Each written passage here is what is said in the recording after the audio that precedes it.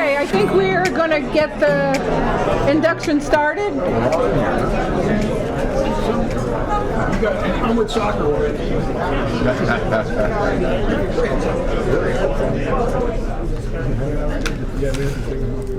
Thank you all for coming. Welcome to the 21st Annual North Haven High School Sports Hall of Fame induction. We've planned a very special event for all of our new inductees, as well as their family and friends, so I hope you enjoy the program.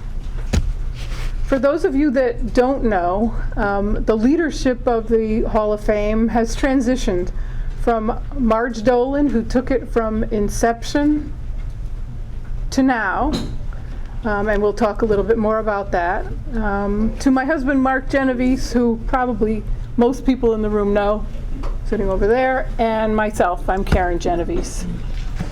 And I'm going to attempt to be your MC for the induction this evening. Just so you know, for those of you who are hungry, who have already asked, when's the food, we're just going to make some brief remarks and introductions, and then we'll eat. After everyone is seated, has gone through the buffet line and is seated, while you're eating, we will start the program. Before I begin, I'd like to recognize some special people who took time out of their busy schedules to attend today's event. Our first selectman, Mike Frieda, and our state representative, Dave Yaccarino. Thank you very much for being here.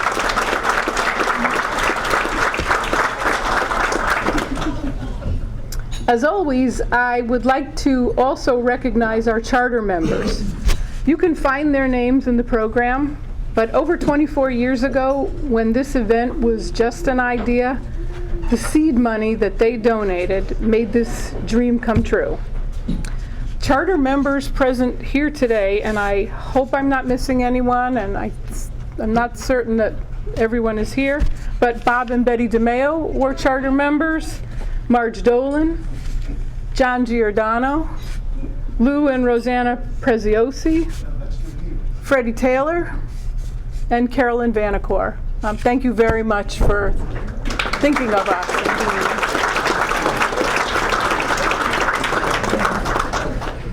Now, special thanks also to our past Hall of Famers and others for their donations. They're also all listed in the program. But I'd like to recognize the present Hall of Famers who are here today. Hold your applause until they're all announced, and if the Hall of Famers could stand, and then we'll recognize you when we've finished. And again, I apologize. I hope I didn't miss anybody. So Chris Burns, Karen Mappa Castagnola,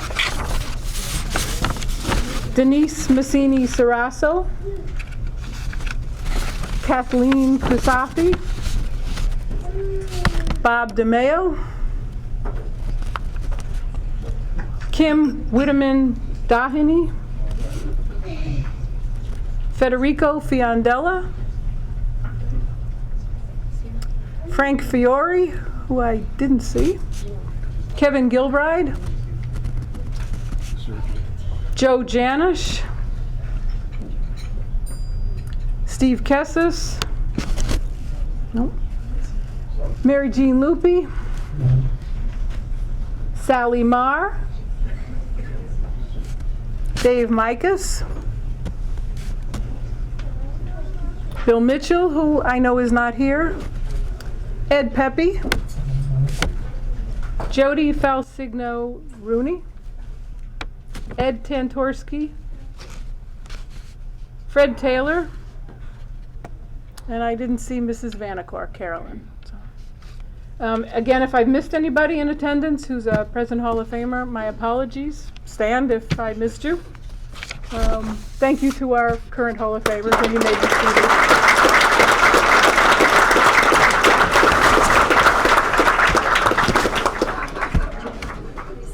Before we continue with the program, I'd like to ask that we take a moment of silence in memory of the 2 Bristol police officers killed in the line of duty, one of whom was a North Haven resident. So.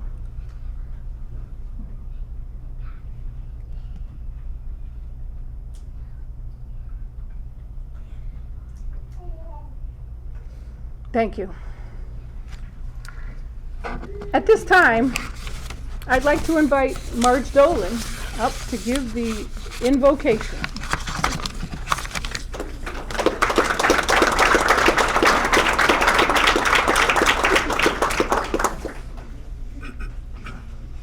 Thank you, Karen.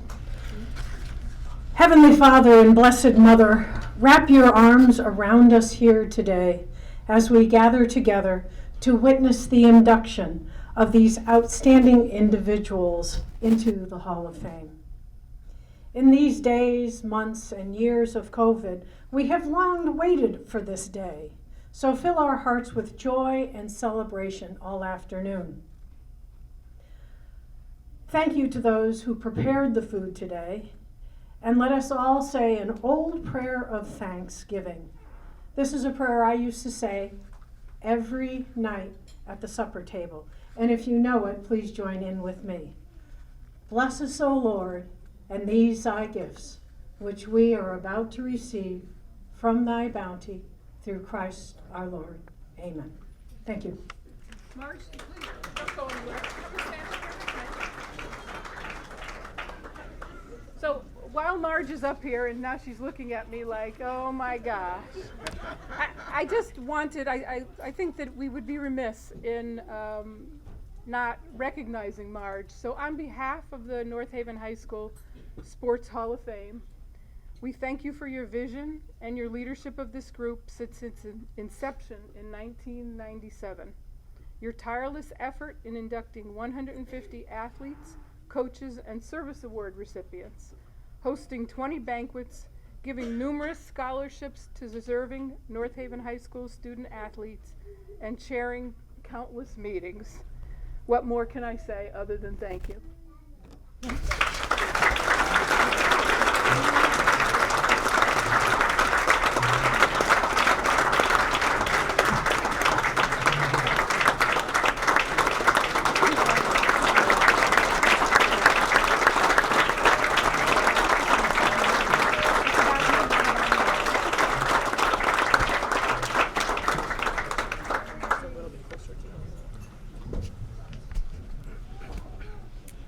So now that I've gotten the commercial portion of this event out of the way, I'm proud to finally present our 2020, a little late, candidates for induction into the North Haven High School Sports Hall of Fame.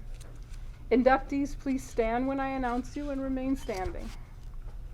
Marilyn R. Gillow, Service Award recipient.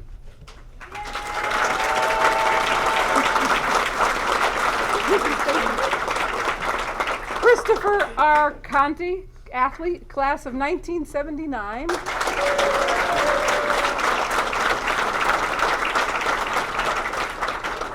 Jenny Ruth Sotaro, athlete, class of 1996.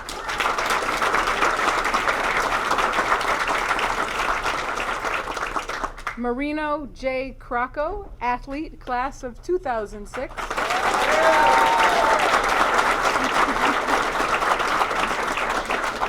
Jennifer Lynn Kruver, athlete, class of 2009.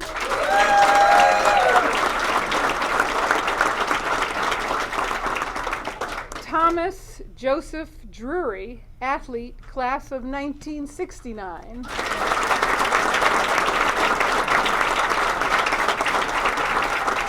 And we have a seventh inductee, but she was unable to be here with us today. Marion Kulik Rockwell, athlete, class of 1971.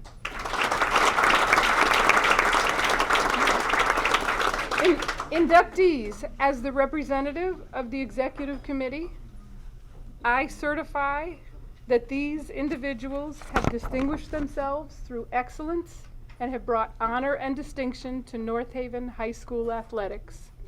Please let us all welcome our newest members to the Hall of Fame.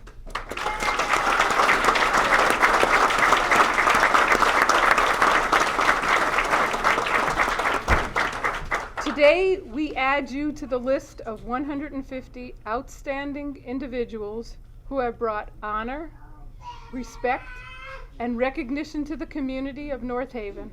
It is through your athletic accomplishments, coaching expertise, and infinite service to our athletes that you now stand shoulder to shoulder with them today. Inductees, you may be seated.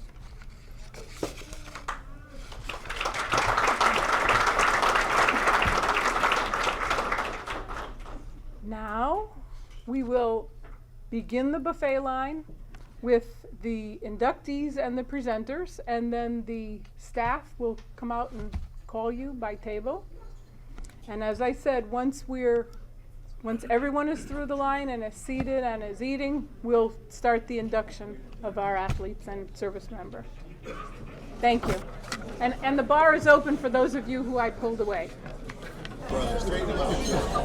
Okay, without further delay, it's my pleasure to begin the program. Hopefully you enjoyed the buffet. There'll be more opportunity. There'll be dessert during our first and only break. But each of the inductees will be introduced by a current member of the board of the North Haven High School Sports Hall of Fame. Our first inductee, Marilyn Gillow, will be introduced to us by Hall of Famer Jody Falsigno Rooney.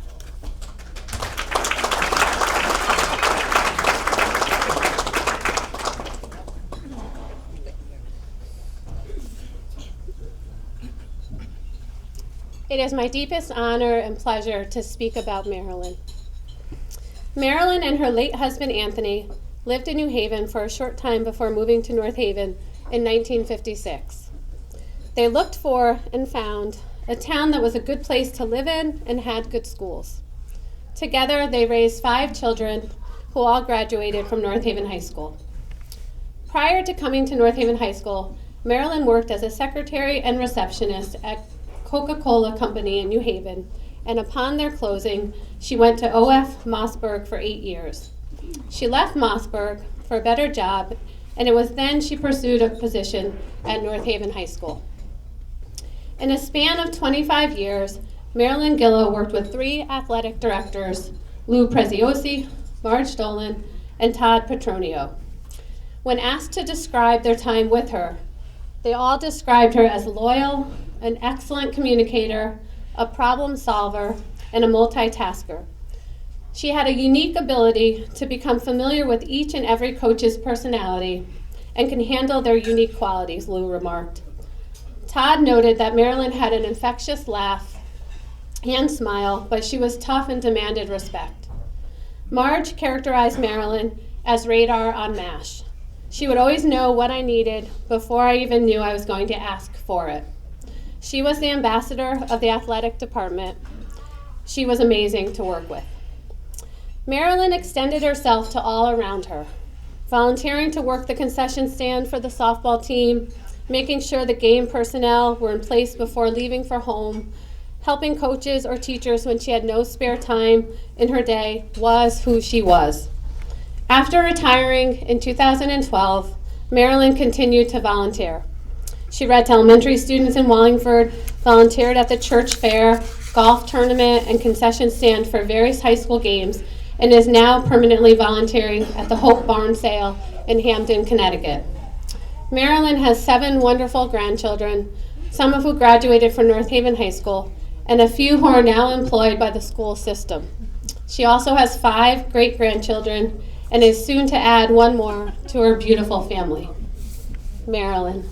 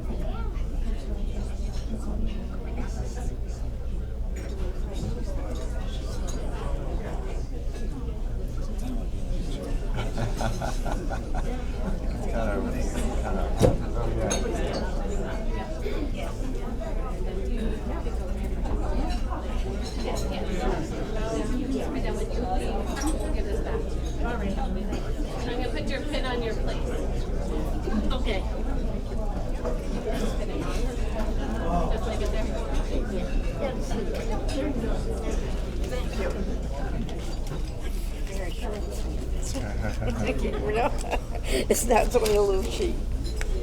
If I can get it open, thank you. Thank you. Yeah, those are yours, right? Good afternoon. Thank you all for coming and attending this brunch. And thanks to the Mark and Karen Genovese for organizing it, and the committee, and also the committee nominated me for the Service Award, a pleasant surprise and an honor. I also want to thank Marge Dolan, Lou Preziosi, and Tom Petronio for their former ADs at North Haven High School who I worked for. My children, grandchildren, family, and friends attending this brunch. Again, congratulations to all the other recipients, and thanks again, and have a great day.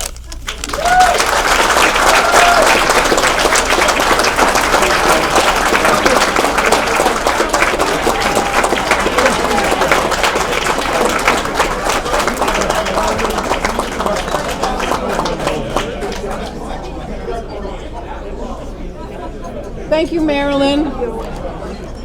Thank you, Marilyn, and congratulations. Our current Director of Athletics, Steve Blumenthal, will introduce inductee Chris Conti.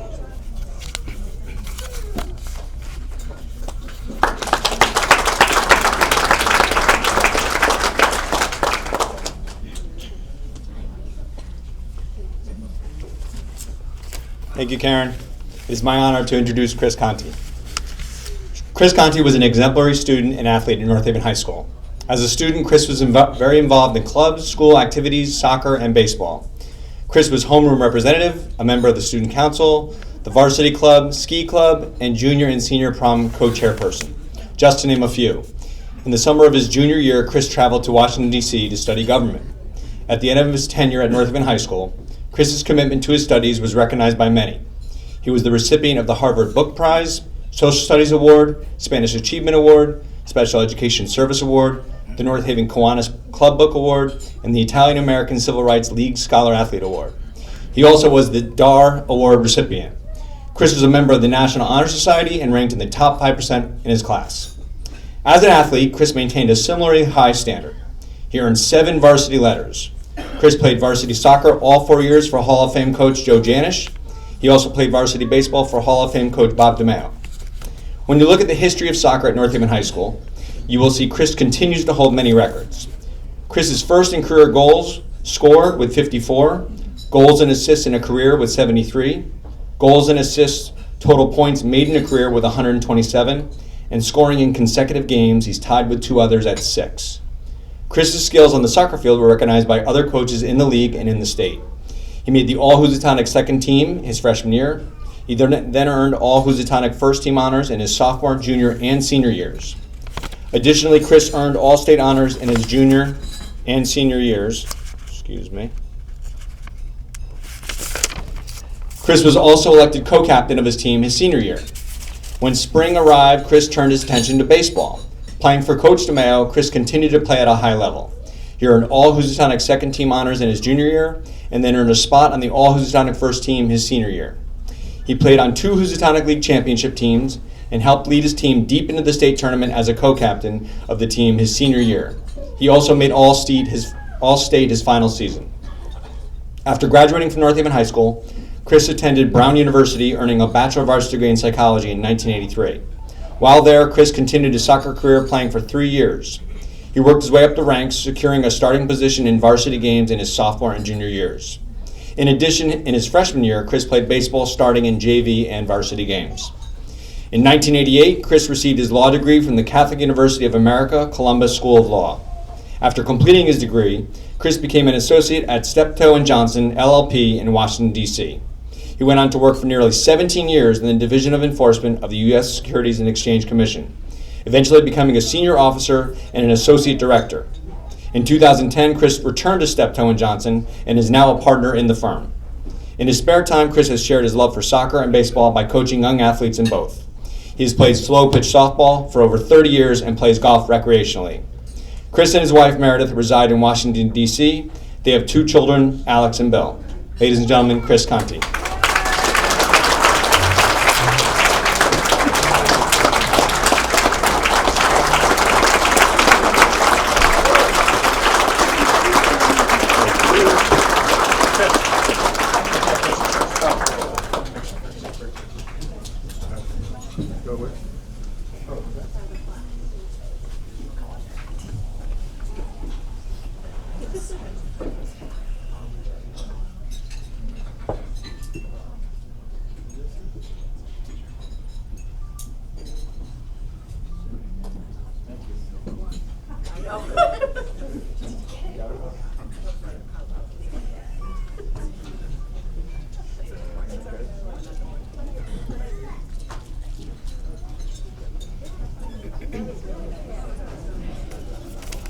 Okay, well, thank you very much for that introduction. I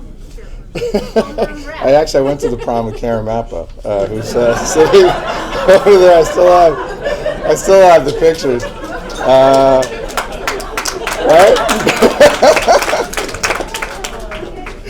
Right? When I saw her stand up, I was like, oh my God, Karen. So that was kind of wonderful. Sorry, Maris. But thank you so much to the committee for putting this program together and for all your work throughout the years since this spanned pandemic and the like. So thank you very much. Congratulations to all the other inductees for all of your accomplishments and skills and contributions to sports in North Haven. Few people to just acknowledge who were so critical and important in my career in sports. Coach DeMeo, who's over there to my left, who's obviously a treasure and institution to North Haven. It was an honor to play for you and to try to excel and exceed to the standards that you held us to. I always said about baseball when we played for North Haven and Coach DeMeo, we were already ahead before the first pitch was thrown because there wasn't a team that wanted to play us and that, frankly, we ever thought was better than us, and you knew how to play, and it was tremendous, and so thank you for that. Coach Janice for taking that group of kids that came from all over the town of North Haven and putting us together into a team that played for so many years, competing at the highest levels, and thank you for all of that. Some teammates here, Matt and Mike and Bill, appreciate you being here. Thank you to my family who's attending, certainly and especially my wife Meredith and my sons Billy and Alex for joining. Finally, I just wanted to say to my dad, thank you for being here. I'm so glad that you are here. My dad's going to be 94 next week.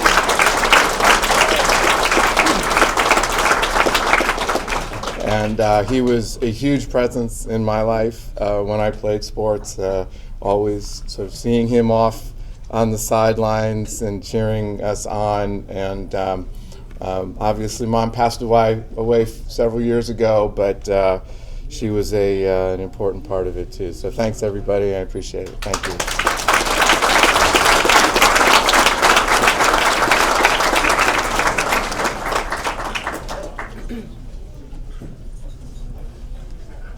Congratulations. Thank you. Your pin. Congratulations, Chris. At this time, Hall of Famer Kim Whitteman Daheny will introduce our next inductee, Jenny Ruth Sitaro.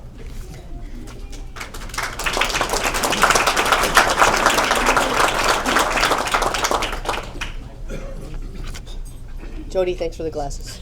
It is my honor to present Jenny Sitaro, who I happened to go to high school with. I think I was a senior when she was a freshman, and I graduated with her brother. Jenny Ruth Sitaro graduated from North Haven High School in 1996. While in high school, she earned 4 varsity letters in field hockey and 4 in golf. Jen also excelled in the classroom, making honor roll throughout her 4 years. On the field hockey field, Jen was a force to be reckoned with. Coach Tangney remarked that Jen's presence on the field was felt from every position. She could drive the ball the length of the field, and when taking a free hit towards the goal from anywhere on the field, we never had to worry about being caught offsides.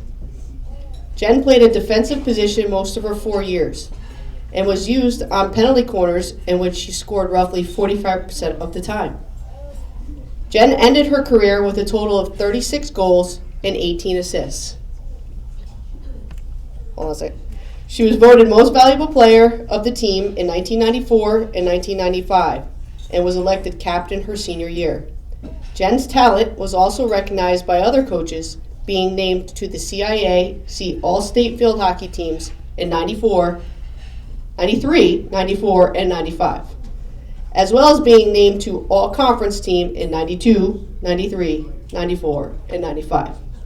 In her senior year, Jen was named to the New England All-Star team and was named 1996 Class Athlete of her class.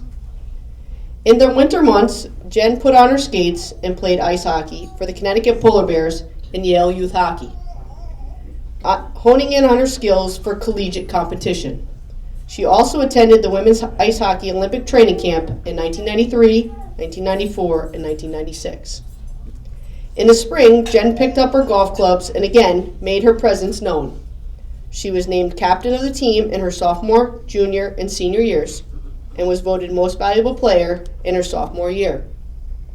She also qualified for the New England Women's Tournament in the state 3 years, as well as the Connecticut State Tournament in 94 and 95.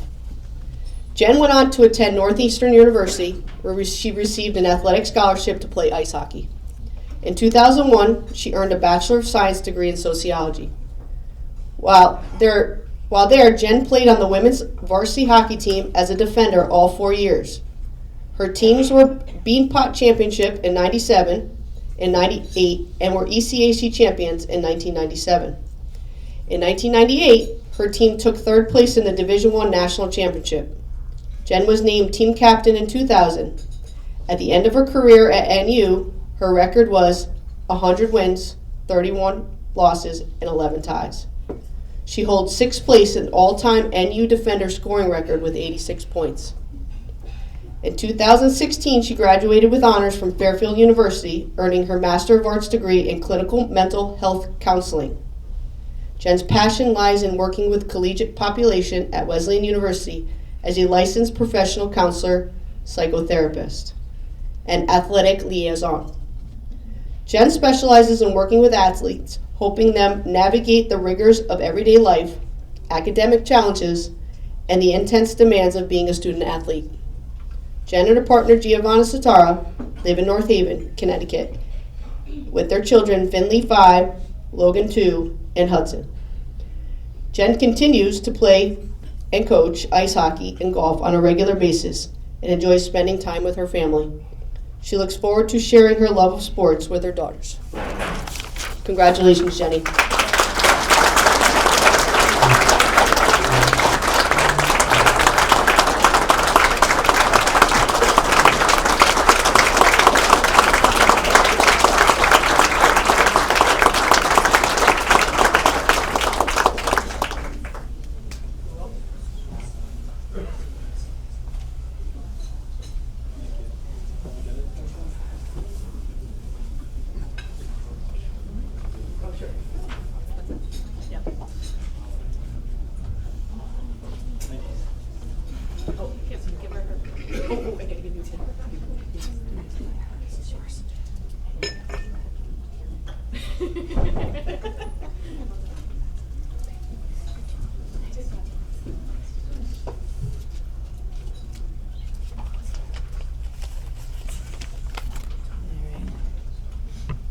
Thank you, everyone.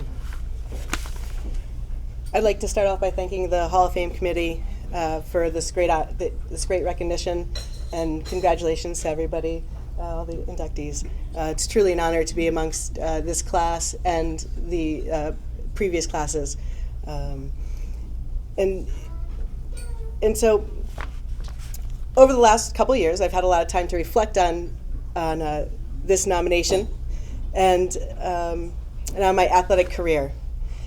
I feel very privileged to have grown up in North Haven for a number of reasons. My sports career started when I was 18 months. I started skating over at Sinaway Pond. I had a pink jumpsuit on. I had a hockey stick. There wasn't a helmet in sight, but I chased my brothers, Chris and Mark, around the pond, and that's when it all began. I love to play. I love to play anything. Let me see how it's played, and I could replicate it. And a lot of times I replicated it better than the person that showed me. My athletic ability proved instrumental in my development and building my character as a young child and who I am today. I was diagnosed with dyslexia in first grade, and my future didn't look bright. Well, at least that's what the test said.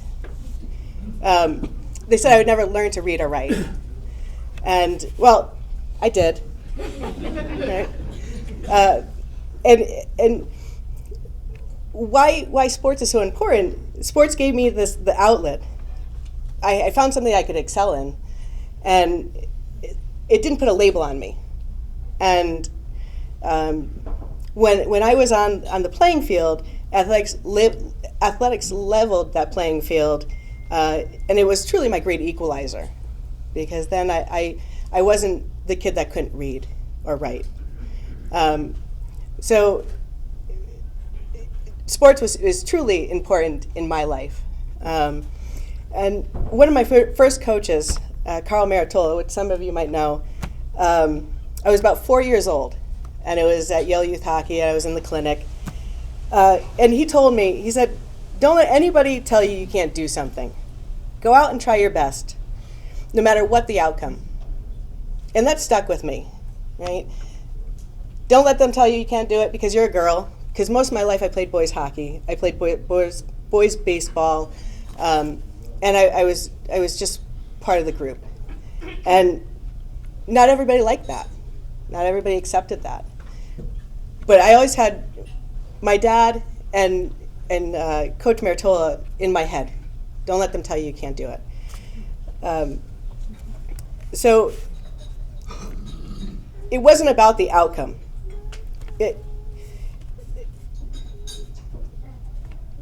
So it wasn't about the outcome. It's not about the trophies that you have on your wall.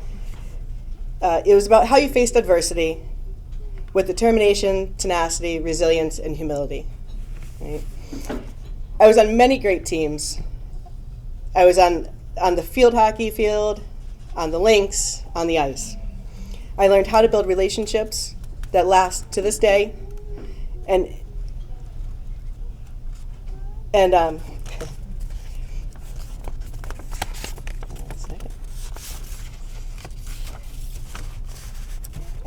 my relationships was not how well I played on the field, but how I was a teammate, how I supported one another, how we came together, how we treated others.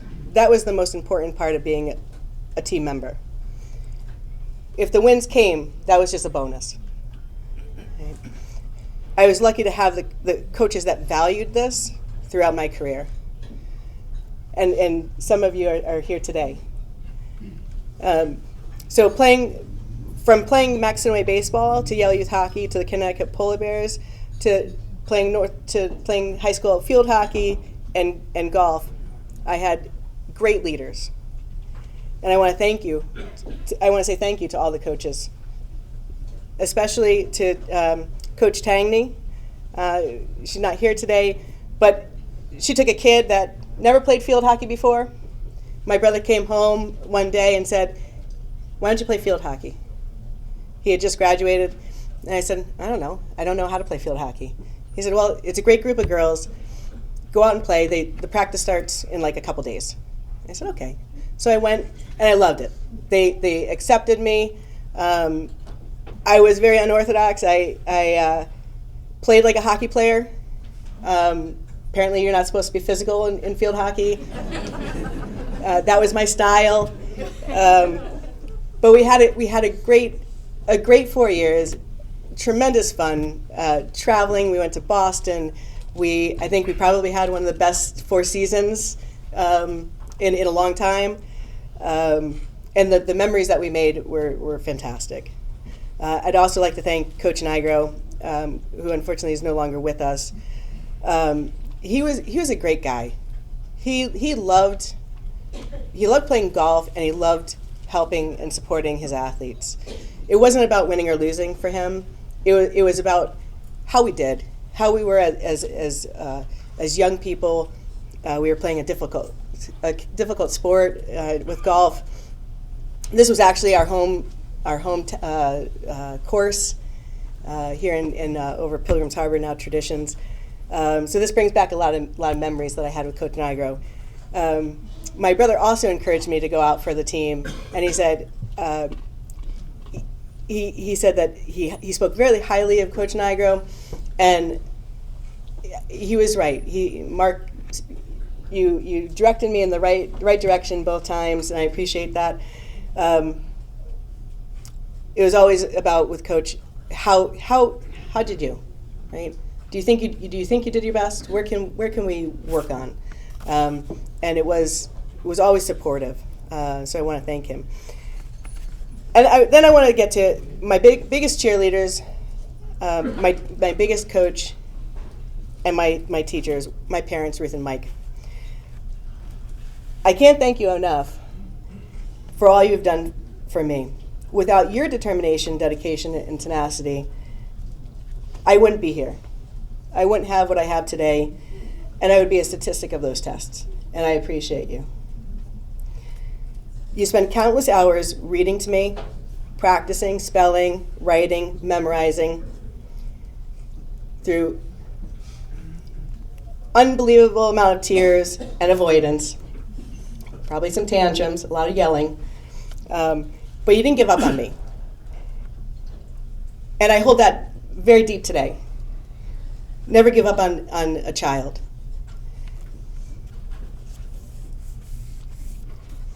Thankfully, you saw my athletic ability, and you saw that it was an outlet, and you let me run with it. You carted me and my brothers and I all around the state, New England, Canada. We went out to the Midwest. You never complained. Instead, you encouraged me to do my best. But you'd also be honest with me. And my mother more than my dad. She would say, well, that wasn't your best game. But that's okay. You'll get them next time. And I appreciate that. Because it made me say, okay, yeah, I am human. I am going to have a bad day. So I appreciate you. My dad lived for watching me play. And unfortunately, he's no longer with us. He passed away just before I was nominated in September of 2019. And he would have been cheering, and you would have had to tell him to be quiet. He was my first coach. He coached Scooters baseball. He was my coach on the golf. He was my coach in hockey. He never played hockey, but he tried his best. He loved watching me play. He paced the field. He paced the rink. He loved to talk about the games, how my teammates were years after, and always reminiscing. He loved that I played field hockey. He loved it so much that he would sneak up to Brooks Field. We lived next to it. And he would cut the grass before almost every game. Miss Dolan, I don't think, knew what to do with my dad. I think you eventually gave him a little tractor. He just wanted us to have the best field possible so we could do our best. And so he'd go out and cut the grass. that's the kind of guy he was. During golf season, he would go up to the field and he would cut tee boxes and greens. And we would go up and hit 500 to 1,000 balls before dinner. He was an excellent golfer. He was an excellent teacher. And so we worked and honed in on my golf swing. He was an amazing father, and I was so lucky to have the opportunity to spend this time with him. And I know he's here looking down and pacing, clapping, celebrating with us. I only hope that I can be half the parent that my parents were to me, to my two daughters, as they embark on their athletic journey or art or whatever their passion goes. I will support them 100%, as my parents did with me. And I just want to say thank you all. Thank you all for supporting your athlete and for being here today.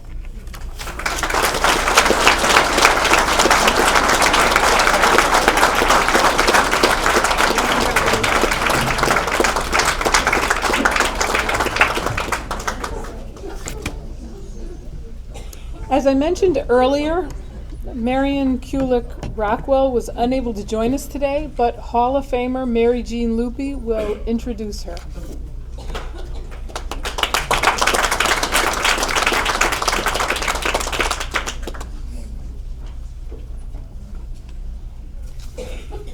Marion and I were teammates on the North Haven High School gymnastics and track team in 1970 and 1971. And I'm so very honored to be presenting for Marion, and I'm so sorry she's not able to be here today. Marion Kulik Rockwell graduated from North Haven High School in 1971. Throughout her 4 years, Marion set high standards for herself both in the classroom and in the gym. Marion was on the honor roll through high school and graduated in the top 10 of her class of over 400 students. As an athlete, Marion earned 4 varsity letters in gymnastics and 4 varsity letters in track and field. In the 1970s, gymnastics was the premier sport for women in Connecticut. The North Haven High School gymnastics team was coached by Marilyn Grennan, and Marion captained her team in her senior year, and that year they won the state championship. She herself placed first in the all-around performance, earning all state honors. In the spring, Marion ran track for Hall of Fame coach Lauren Anderson. In her senior year, Marion was voted captain of the team. That same year, she took 3rd place in the hurdles and quarter mile at the State Open. After graduating from North Haven High School, Marion attended the University of Massachusetts, earning a Bachelor of Science degree in Public Health in 1975. While there, she was a member of the women's gymnastics team. The team won regional and national collegiate championships, and she also co-captained her team that senior year. Upon completion of her undergraduate degree, Marion decided to continue her interest in physical education. While earning her master's degree in physical education at the University of Connecticut, she coached the women's gymnastics team. And during this time, she also ran several marathons and rode her bicycle cross country. Marion taught and coached at Southwest Missouri State University while maintaining her passion for running, including completing an ultra-marathon up and down Pikes Peak. After 2 years, Marion moved back east and took a teaching position at the United States Military Academy at West Point. She takes great pride in having played a part in the success of West Point's first class of graduating women. She taught courses in close quarter combat, swimming, bicycling, obstacle courses, gymnastics, aerobics, cross-country skiing, and many more. And in her spare time, she earned her black belt in martial arts, raised money for local charities, and helped with youth programs in the evenings. After decades of teaching, Marion and her husband Nicholas opened their own motorcycle business called Rockwell Cycles, Inc. Marion's husband passed away in June of 2021, and Marion is currently running the motorcycle business with plans of transitioning the ownership and concurrently running a horseboarding facility in Cold Spring, New York, which she and her husband completed building in 2019. Marion currently resides in Fort Montgomery, New York, in a home that she and her husband built together. Congratulations to Marion.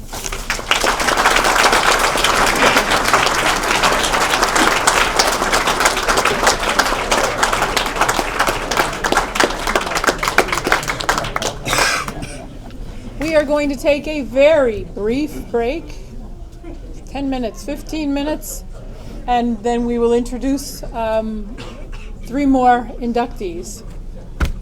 Thank you.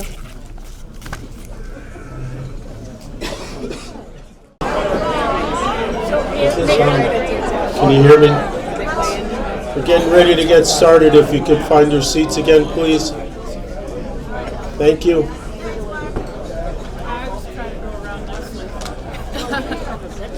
Nice doesn't work.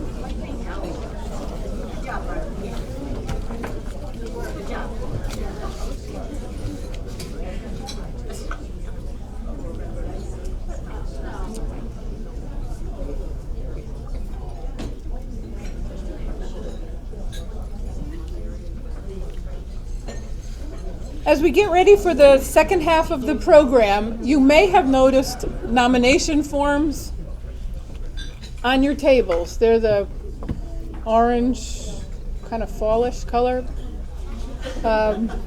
We currently have over 50 names in nomination, but we welcome more. If you want to nominate a deserving individual, please complete a form, leave it on the table. We'll pick them up at the end of the event.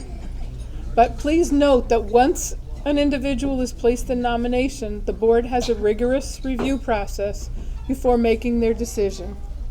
Many are nominated, few are inducted. We're also working with our Director of Athletics, Steve Blumenthal, to set up a website for the Hall of Fame so nominations can be made throughout the year and not just at this event. I also wanted to let you all know that annually, with the proceeds from this event and your donations, the Hall of Fame awards 2 $1,000 scholarships to a graduating senior boy and girl athlete. In 2022, our awardees were Rebecca Anastasio and Ty Rooney. And we congratulate them both.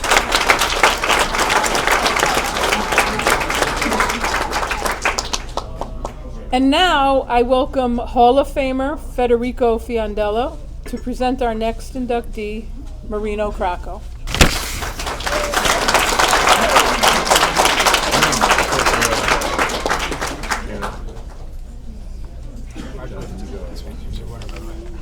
Yeah, thank you.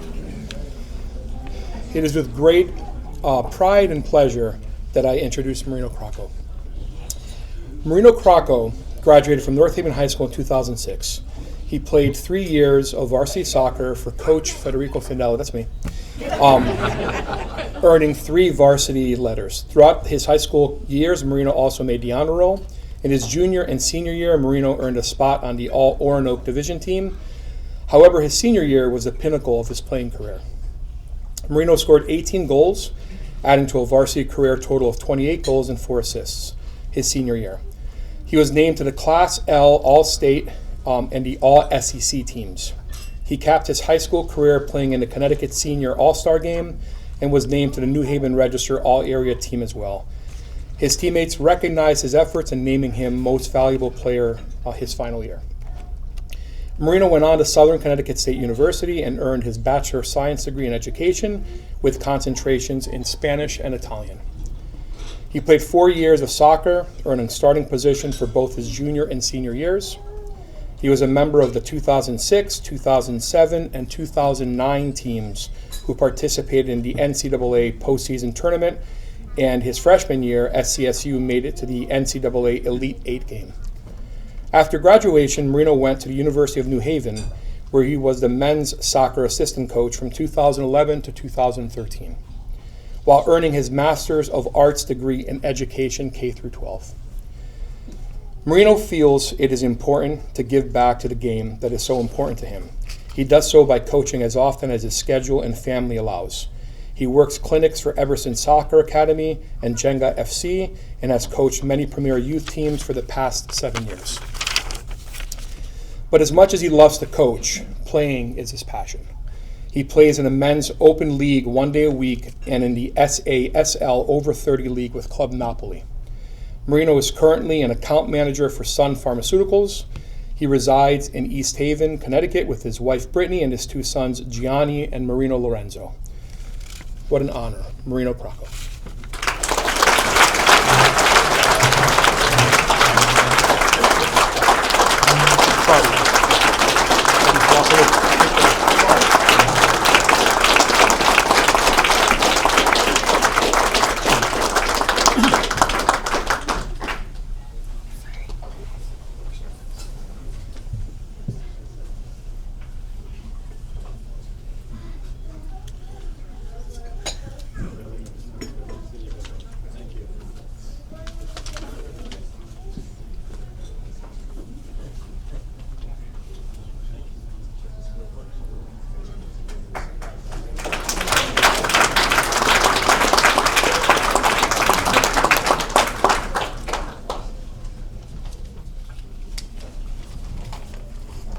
All right, well, thank you, Fred. Of course, I lost my voice, so convenient today.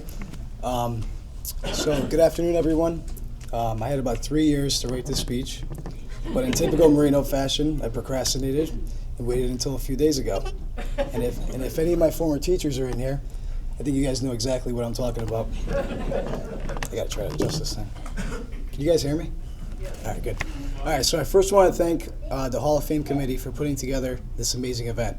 I'm sure they can agree that the class of 2020 was the most difficult induction class in the history of North Haven, given the circumstances out of everyone's control the last 2 or 3 years with COVID-19.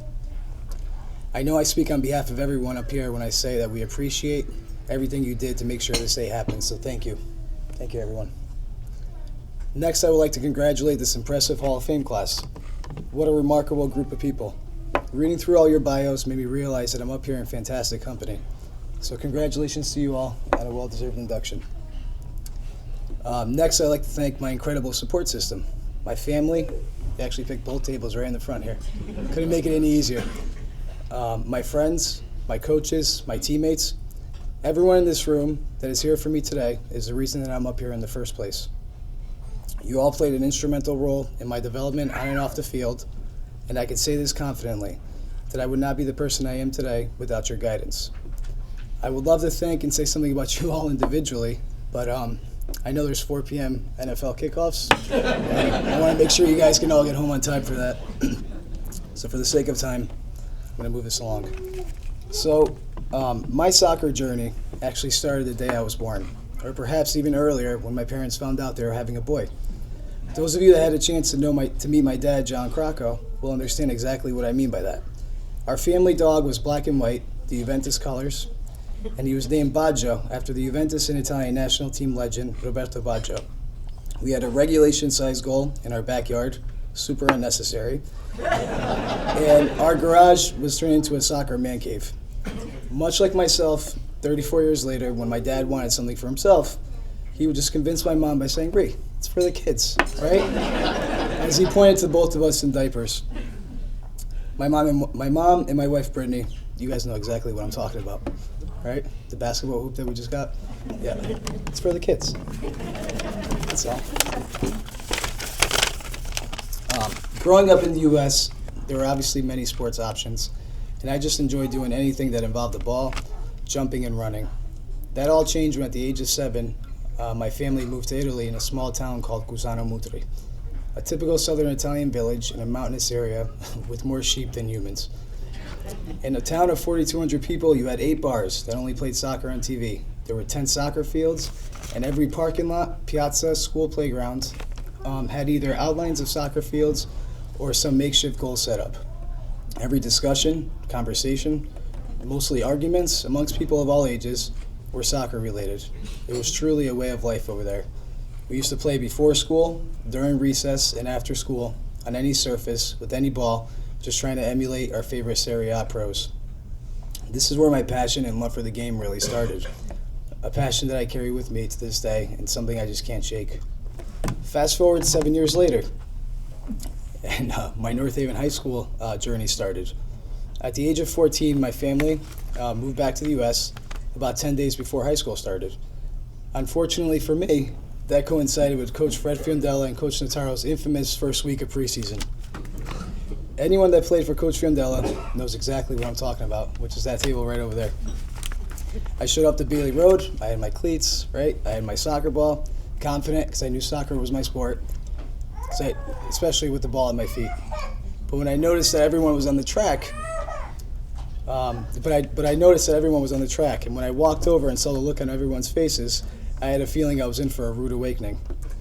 Now, let me preface this story by saying that I had gained a few pounds before preseason, and that stemmed from the fact that my parents broke the news about moving back to the U.S. about 2 months prior. I said to myself, if I'm moving away from Italy, I got to make sure I eat all the prosciutto, all the mozzarella, all the pasta, all the pizza in sight, because I had no idea there was a Liuzzi right 5 minutes into the show. So I made sure of that, and that's exactly what I did. Probably gained about 10 pounds, if not more. Let's just say that first day of preseason didn't go well. It involved several trips to the trash cans, which were conveniently located, right, at the end of each station. You won't admit that, but I'm sure they were. And I got to say, thankfully from that day on, things got a lot better. If not, I probably wouldn't be up here today. Actually, I definitely wouldn't be up here today. So moving to a new country as a teenager was hard. I'm not going to sugarcoat it. But from day one, I was extremely fortunate to have joined the North Haven High School soccer team under Coach Fred Fiondella and Coach R.J. Notaro's leadership. We weren't just a team, we were a family. And this had everything to do with the way Coach Fred ran his program. Fred, you were a true role model to me then.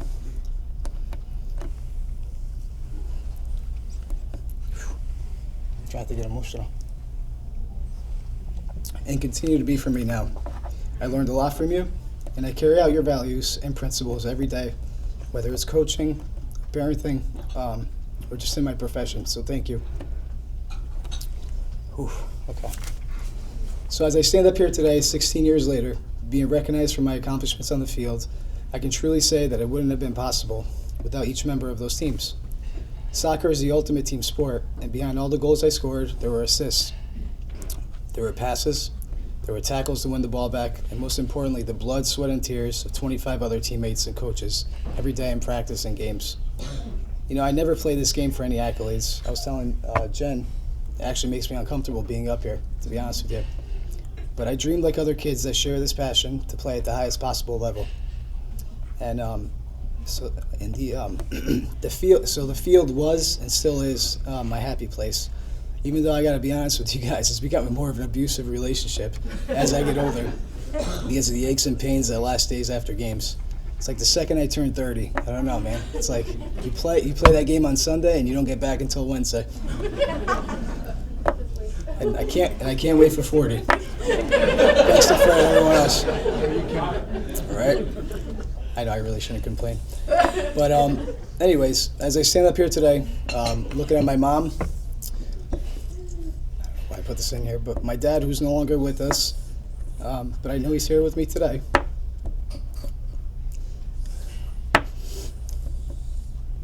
My sister Jessica, her boyfriend Eric, my beautiful wife Brittany, my son Gianni, Marino, the reason why I don't have a voice, my in-laws Joe and Diane, my aunts, my uncles, my cousin, my teammates, my coaches.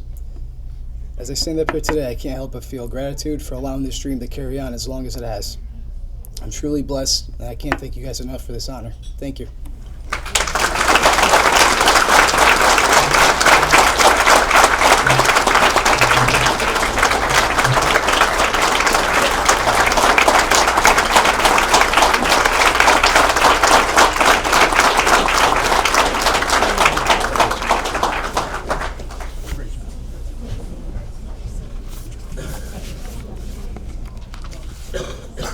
And now, I have the honor of introducing our next inductee, Jennifer Kruver. Jennifer Lynn Kruver graduated from North Haven High School in 2009. During that time, she earned 4 varsity letters in softball and 2 varsity letters in basketball. Academically, Jen made honor roll throughout her 4 years, was a student ambassador, a member of the Future Teachers Club, and was one of the student representatives for the NEASC evaluation process. Her love for softball began long before she attended high school. She recalls the dedication and patience her father, Warren, had catching for her as she pitched every night for 45 minutes from the age of 11 all the way to high school, so she could perfect her pitches. Beginning her freshman year, Jen was the North Haven High School starting pitcher, leading the team to 4 consecutive state tournament appearances. Her presence on the mound was recognized by league and state coaches, naming her to the All-Oronoque Division team all 4 years, All-Area team in her sophomore, junior, and senior year, All-State Honorable Mention in her sophomore year, and All-State Special Team in her junior year. In her sophomore year, her team won the division championship and made it to the state semifinal game. She was voted most valuable player at the end of the season. In her junior year, her team went undefeated in league play, winning the division again. They went on to win the Class L state championship, the first and only softball state championship in North Haven High School history. Jen was MVP of the team and was recognized as one of the top 25 softball players in the state. Come senior year, Jen captained another successful team. They won the division title for a 3rd year in a row and qualified for the state tournament.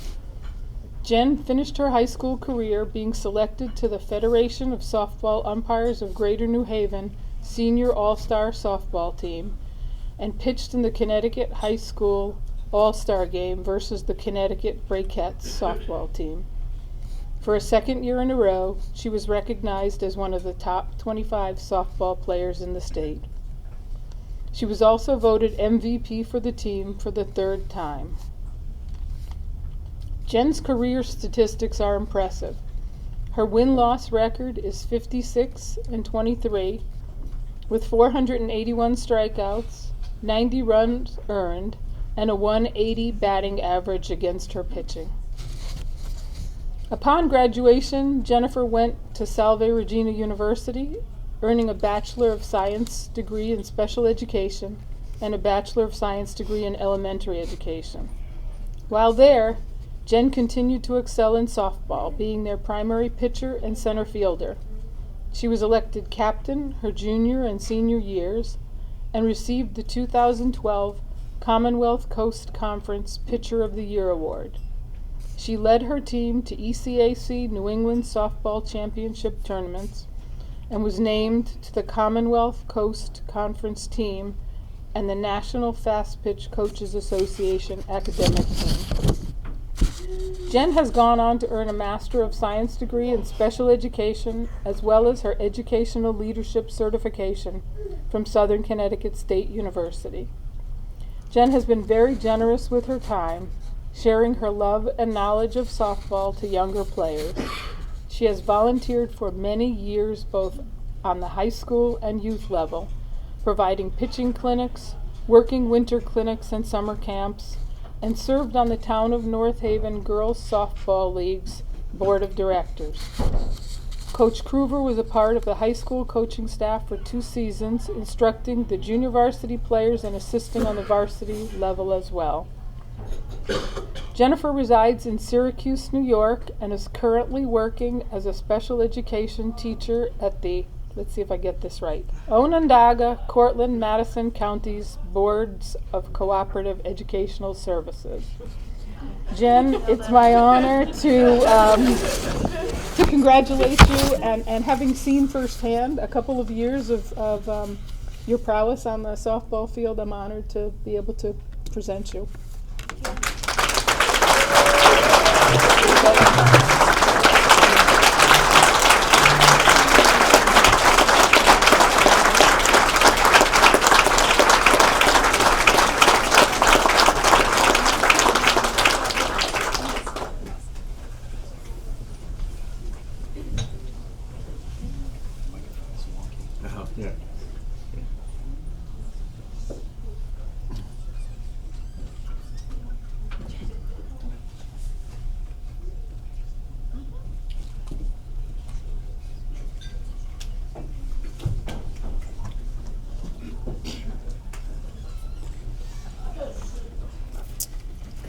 I first would like to thank North Haven High School Sports and the committee. It's truly an honor to be inducted into the Hall of Fame. I would also like to congratulate the other inductees on this awesome accomplishment. I couldn't have reached this milestone without the support and guidance of so many special people, my coaches, teammates, my parents, family, and friends.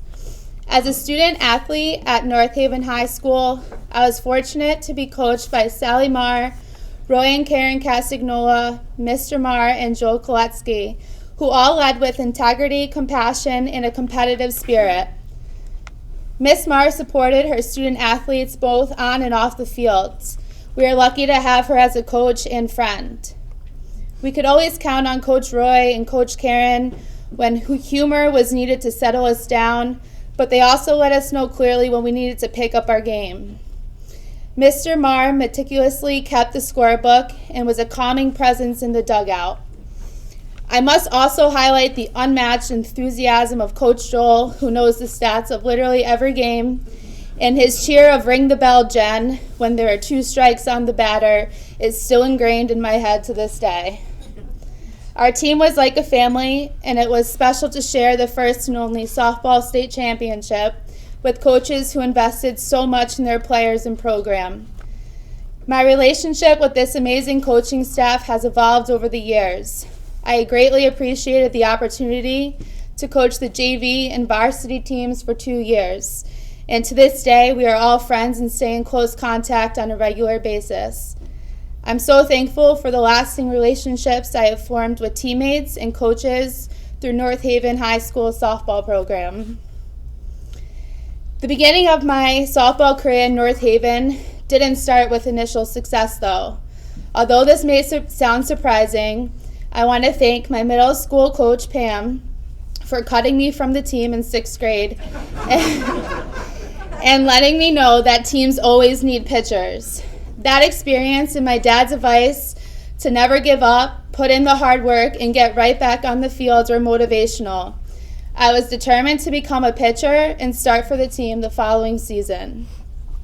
I have my travel ball coaches, Don and Jody Justice, to thank for learning the skills and strategies of softball at an early age.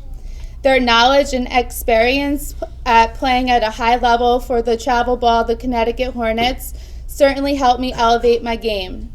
A special thanks to Don, my pitching coach, for his commitment, knowledge, patience, and countless hours at the cage. He taught me the mechanics of pitching and variety of pitches that helped me become the best pitcher I can be.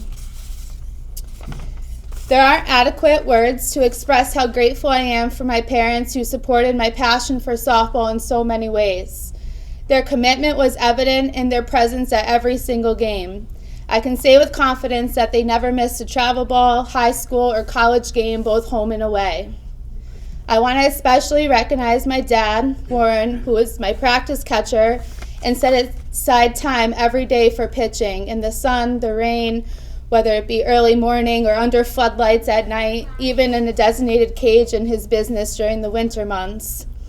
I know he also endured some pain along the way when he secretively wore a pink fuzzy sock between his hand and gloves so he wouldn't feel the sting as the receiver of my strong throws when I was frustrated or trying to perfect a pitch. A special thanks to my mom, who played the role of being my personal taxi, preparing the most delicious snacks, and probably having the loudest clap in the stands at every single game. Thank you, Mom and Dad, for always being there throughout my softball journey. I also appreciate the support of my grandparents, aunts, uncles, cousins, and friends. It was especially nice to see their faces and hear their loud cheers in the stands during the state championship game. Softball, though, has taught me way more than the rules and strategies of the game. Being a student athlete has helped me develop leadership, communication, problem solving, collaboration, and time management skills that have served me well personally and professionally as a special education teacher. As I look around the room today, it is heartwarming to see the ongoing support of my coaches, parents, family, and friends. Thank you all for being with me on this special day.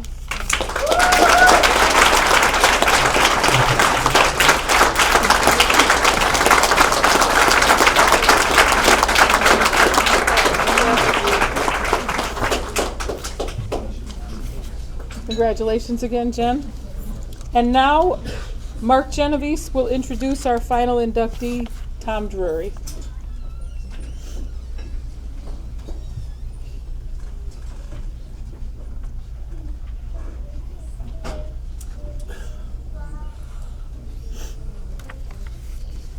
Good evening. It's my honor to introduce Thomas Joseph Drury, athlete inductee. Thomas Drury graduated from North Haven High School in 1969. During his tenure, Tom earned 3 varsity letters in football, coached by Hall of Fame coach Mike Vanacore, and 2 varsity letters in baseball, coached by Hall of Fame coach Bob DeMeo. Tom attributes his success on the gridiron and the baseball field to the many excellent coaches he had in the town youth sports programs, as well as the host of outstanding coaches in high school. In baseball, Tom was awarded the Sportsmanship Award his senior year. He recalled the many life lessons Coach DeMeo and Coach Vanacore taught throughout the years. Discipline, pride, persistence were key to his growth as a young man and athlete. In his senior year, Tom captained the football team to a very successful season, earned a spot on the All-Housatonic team, and was voted most valuable player. The 1968 team was a special team to the players and the coach. More than 10 players went on to play college football, with 6 players at the Division I or 1AA level. After graduation, Tom attended Laurel Crest Prep School, where he played football for 1 year and earned all league honors. In 1970, Tom attended the University of Rhode Island, majoring in accounting, and unfortunately, in the fall of his sophomore year, slated to start as the defensive back, Tom had a career-ending knee injury during the practice before they were to play UConn. He made Dean's List while matriculating at URI.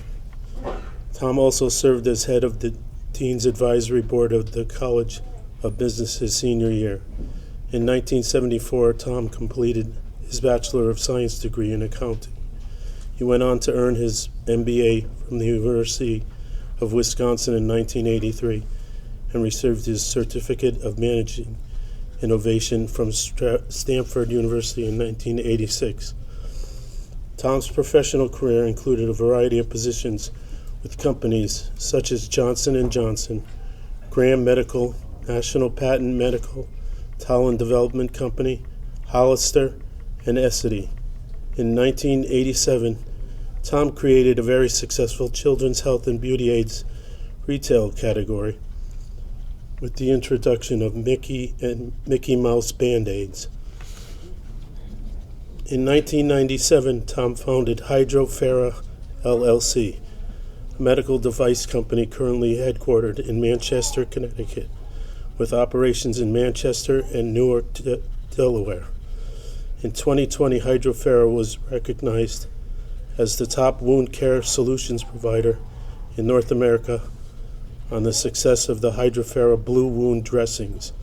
The dressings are used worldwide to heal chronic wounds and relieve the pain and suffering of millions of patients throughout the world. On December 29, 2021, Hydrofera was sold to Essity, a Swedish healthcare conglomerate located in Stockholm, Sweden. Tom is the holder of several patents and the recipient of several industry marketing and innovation awards. Throughout the years, Tom has shared his love of sports with young people. He coached youth soccer and baseball from T-ball to American Legion to Fort Holland. He also coached youth softball from U14 to the national semifinals. Additionally, he managed the Talon High School softball team, recording 7 straight winning seasons. In 2012, the CIAC selected Tom to coach the Connecticut High School All-Star softball team at the Mayo Field in North Haven. Tom continues to develop new healthcare products in his spare time.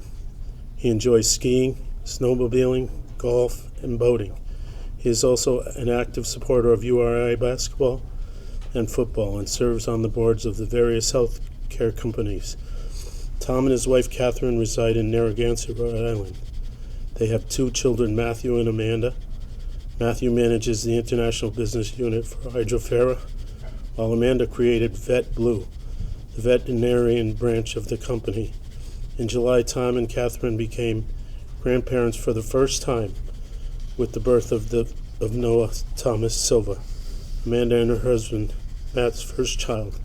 And it is my honor to have Tom come up now.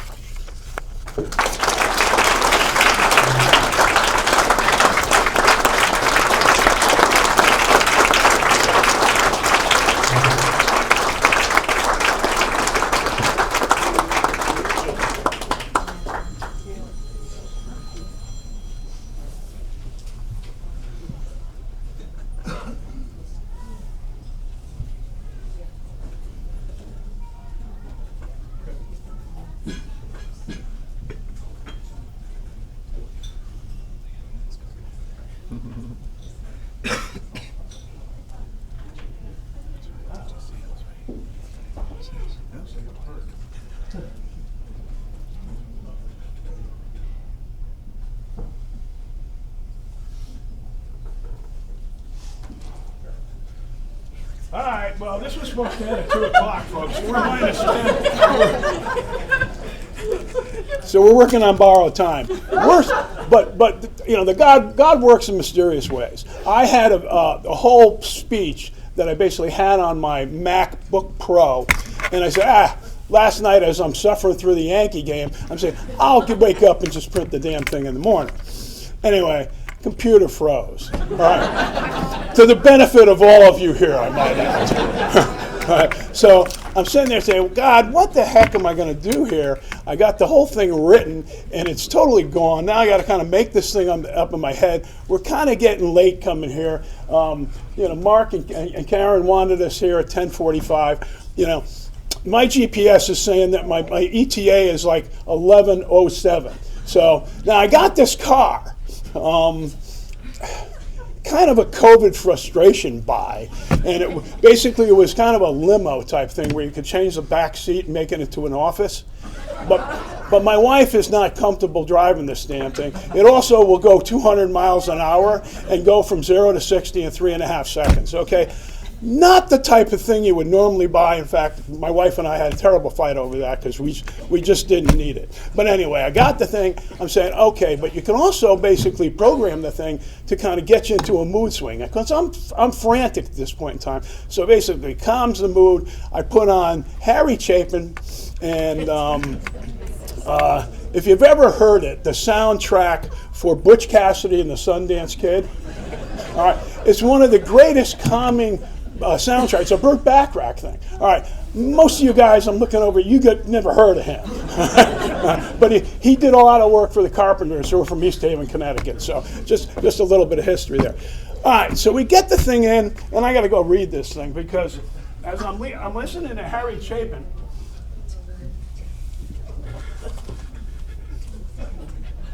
Harry has a song called, called Let Time Go Lightly. All right, and in that there's a couple of great passages, and I love, you know, the ballad music from the folk singers. They basically come up with some really neat things. And one of them was, we give up our sunshine to buy what we need. All right, but that wasn't the one that caught me. What caught me was one on friendship. And I'm going to read the statement from Harry because I'm a basket case right now. but it was, but it said, old friends, they mean much more to me than the new friends because they see where you are and they know where you've been. Anyway, I can't tell you. Go ahead. Flushing stroke.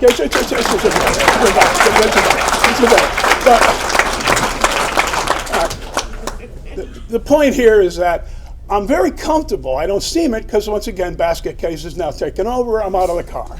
All right. So, but really comfortable because a lot of the people that are here are the reason I'm here, all right? And I can't tell them much of anything about myself that they don't already know, all right? So that takes at least 50% out of the speech.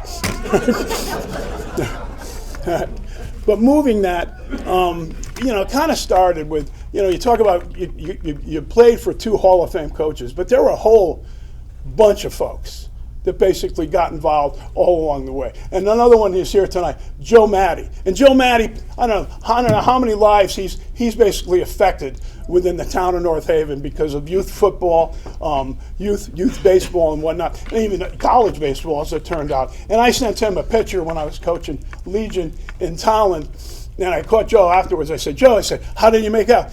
He can't hit the curve. I said, well, neither could I. He said, yeah, I know. But that was it. So I didn't send him any more players after that. But anyway, but Joe, thank you for coming here and appreciate all the help you did. All right. Then also Mike Vanacore, who passed suddenly years ago, had an incredible impact on my life in that he must have seen something because, and what I'm going to get to is that you get a guy, and you've heard the resume type of thing. How did a guy basically come up with a product that basically built a $1.5–2 billion category, and that's a children's health and beauty aid thing. And the thing that started this was this Mickey Mouse Band-Aids. All right, that was one. And then the other thing is this wound dressing, all right, that we developed that essentially is the only non-cytotoxic. And by that you mean it does not affect healthy cells. It only kills the bugs and the bacteria and the viruses. All right. Canada, in 2018, ran a 2-year study on our product versus other advanced wound dressings. And what they found is that Hydrofera healed the wounds in half the time that any other dressing did.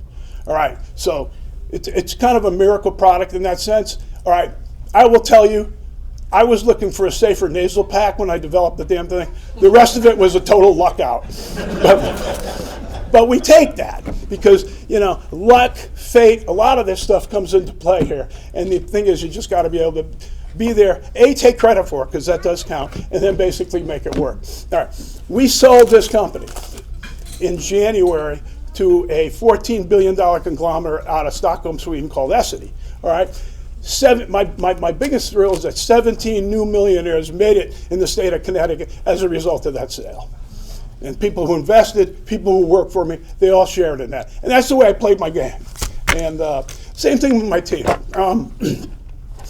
And as I'm kind of going to need some water here. So all right, folks, I'm only 5 minutes into my negative bit here. There's water over there. Oh, I got it.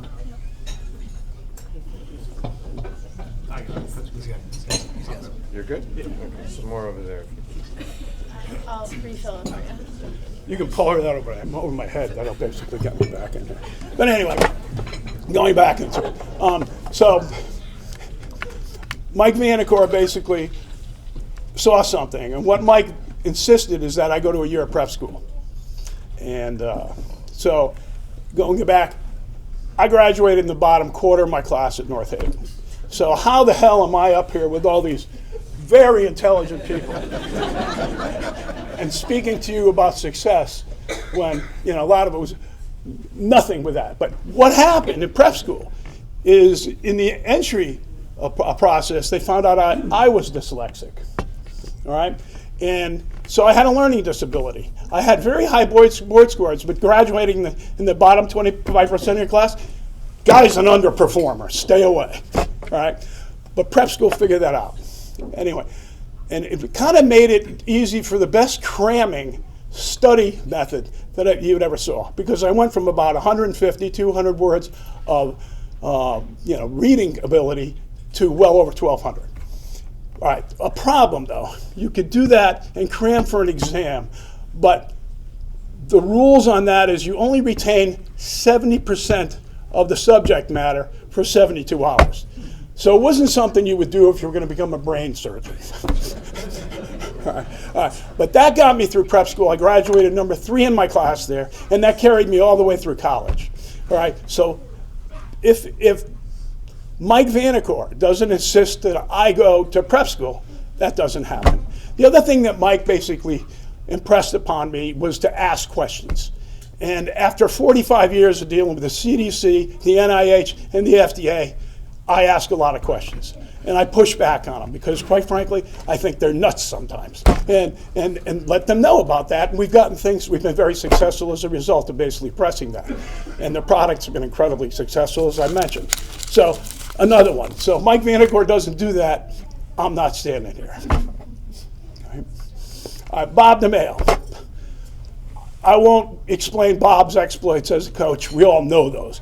Best coach, in the history, I don't know, of the country? Certainly Connecticut. I mean, 900 and some odd wins. I mean, you crushed Gino Auriemma, for God's sakes. But Bob was much more than a coach to me. He was a clinical psychologist.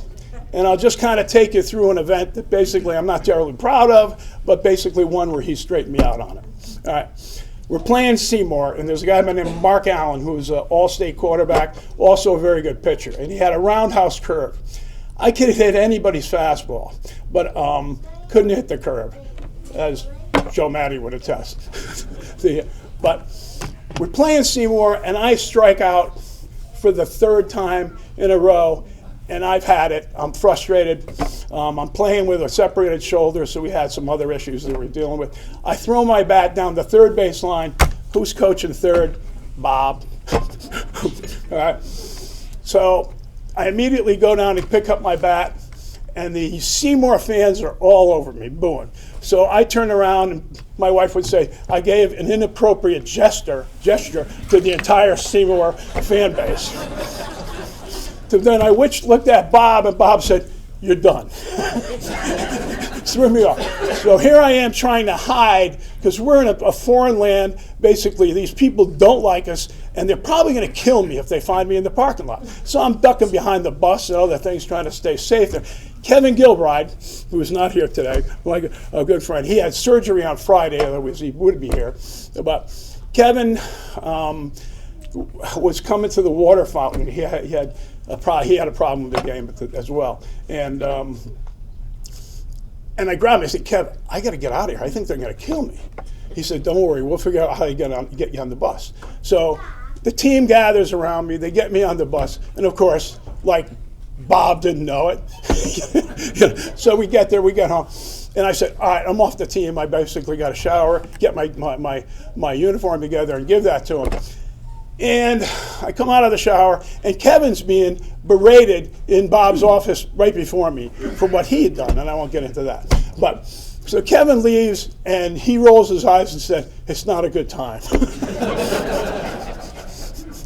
So I go in, I hand my uniform to Bob, to which he pixely grabs it, throws it against the wall, and tells me to sit down and shut up, to which I did. And he basically then decided to give me what I consider to be his "if" poem, which is, if you can fill the 60 seconds, if you can fill the unforgiving minute with 60 seconds distance run, yours is the world and all that's in it.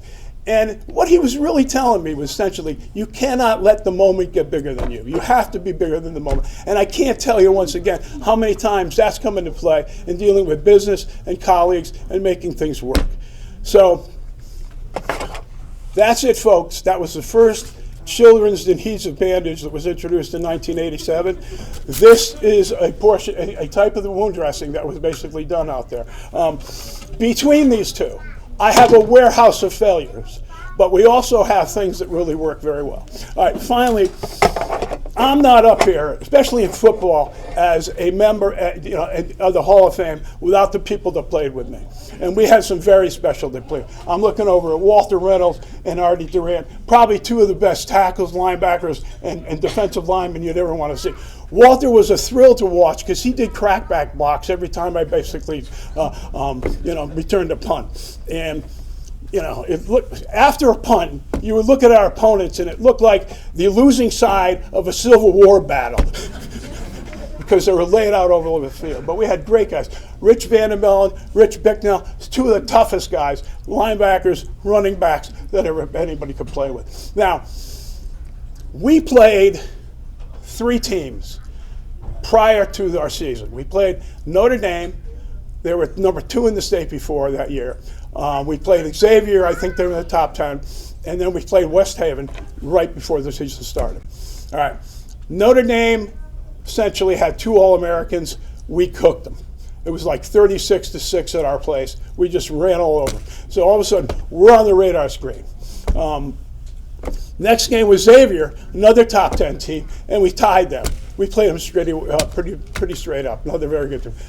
But the team we played in the fall was West Haven. West Haven beat us on a Hail Mary pass at the end of it was a game scrimmage. At the end of a game scrimmage. That next game we played 2 weeks later. We played Hamden. We opened up their stadium. We beat them 14-8. West Haven played Hamden 2 weeks later and beat them 90-6. All right. That Coach McHugh, that was the highest scoring team and the highest ranked team that the state of Connecticut ever had. Their average points scored every game was 70 points. All right, so we played the number 5th ranked team in the country, and we were bummed out about it. We were as good as any of them if we had our top 11 on the field. Problem is, we weren't deep, and we had injuries. So we ended up basically having a little bit of a losing streak, but when we all got together later on in the season, we made a run as to what we were. And so, if in fact we didn't have the injuries, I'd be joined by a lot more people on this podium as far as Hall of Fame. And all these guys. Who am I missing over there, guys? Did I hit? Well, Mark Grillo and Kevin Gilbride. Now, Kevin's not here. Mark Grillo played with me at URI. He started 3 years. He was an all-league player. He should be on this podium. All right? And so there's another one. Kevin's here. And the only thing I can tell you is that, let's see, I started at 210. We're now at about 220. Kevin went for 45 minutes. and owns the record for that. So basically, I'm going to spare you that. But I just want to make sure I've caught everybody. I got Bob. I got Mike. I hit Joe. And like I said, there's so many other folks. Chuck Genovese is here. Chuck Genovese is here. Coached me in my first midget football game. Rich Bicknell's dad was my first minor league baseball coach. Eddie Pepe's father was my first little league coach and best. And I'm talking to you, great, great people, great citizens. And, you know, as kids, you're saying, how much of this stuff do they actually absorb?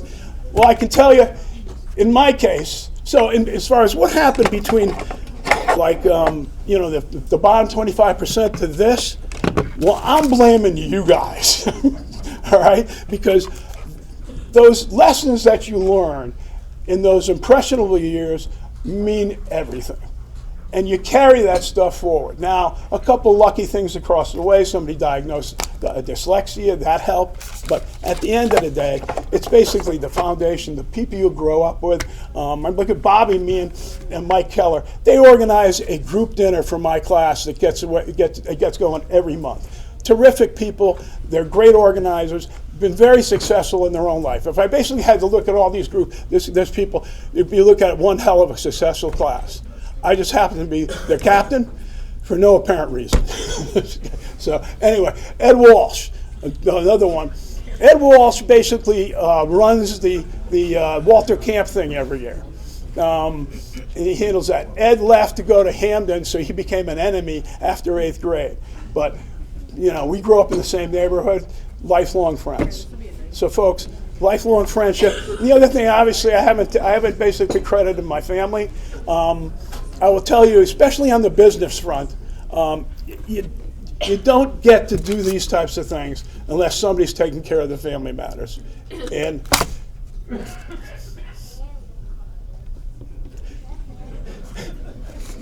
I mean, as far as bringing the kids up, I was essentially useless. That's all on my wife and all on the women. And you know, I'm so impressed with teachers, by the way, who I think also make the best coaches. I married one.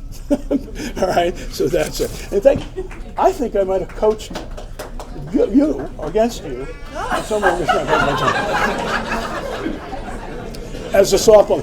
Yeah, I'll leave you one note, because one of the parts of the listening thing, I went to a seminar and talked to the I'm sorry. All right, we're into 25 minutes. I'm going. All right. But just one thing. Going from Legion baseball to coaching girls high school softball. And I asked the coach, I said, who did that at Virginia Tech? And he ended up having a very successful Virginia Tech baseball team. He went and did softball, had an All-American pitcher, and they made a run right to the semifinals. And I said, all right, what's the difference? Because I was new to it. I said, what's the difference in coaching women and men? He said, you know, I thought about that for quite a while, but what I came down to is women have to feel good about themselves to play well. Men have to play well to feel good about themselves. Pretty simple explanation. I can't tell you how many times it came into play for me in every phase of life. So anyway, I'm going to leave you there. Thank you very much for coming out. I appreciate you guys. And be safe going home.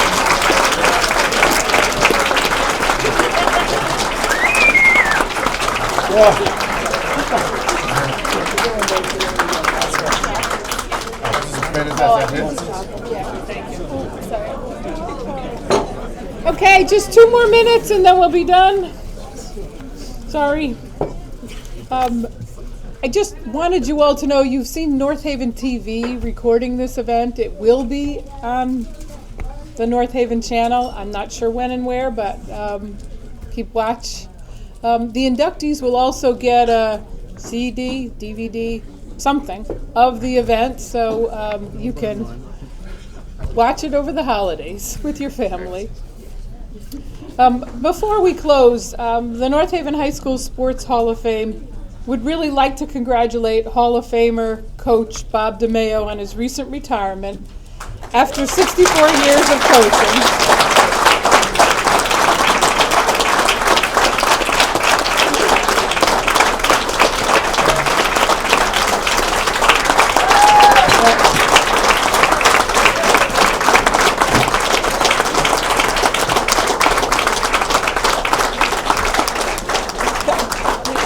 We all know the story, but Coach DeMeo won over 900 games and 5 state titles, but what I will remember him for is how he clearly impacted thousands of student athletes, many of whom are here today. So we congratulate Bob, and there's a flyer on the table, the registration table on the way out, but the North Haven Booster Club is hosting an event for Bob on November 13th, right here. From 11 to 3, but you can take that, and I'm sure that they would love to see you all here. And I just I want to thank my committee for all of their hard work. Most of them are kind of over here and there.